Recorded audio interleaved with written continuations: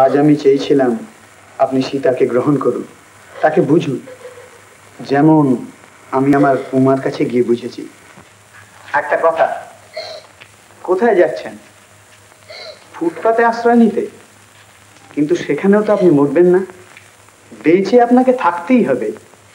জীবনটাকে দু হাতে আঁকড়ে ধরে বদলাতে হবে, পার তো পাবেন না।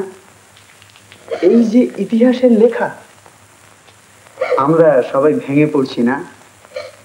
আপনি আমাকে একদিন ভেঙে পড়া থেকে টেনে তুলেছিলেন, আর আজ? আচ্ছা ভাবুন তো, মা যখন নতুন শিশুর জন্ম দেয়, ব্যথায় কাতর হয়ে ভাবে মৃত্যু এলো বুঝি। কিন্তু মৃত্যু আসে কি না, আসে জীবন, নতুন কচি জীবন।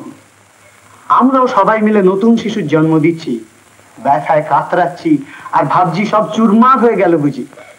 কিন্তু এই ব্যথার মধ্যে দিয়েই পথ চিরে চিরে আসবে জন্ম।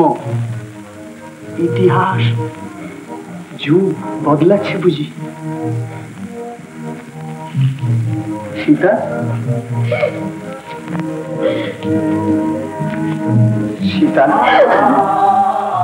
কাঁদিস না, আমরা আর কাঁদবো না। দাঁতে দাঁত চেপে অপেক্ষা করবো শুধু। একদিন না একদিন আসবেই সেই নতুন কিছু, যার পথ তৈরি হচ্ছে আজ। সবাই মিলে চিৎকার করে বলে উঠি, আয় আমরা মরবো না।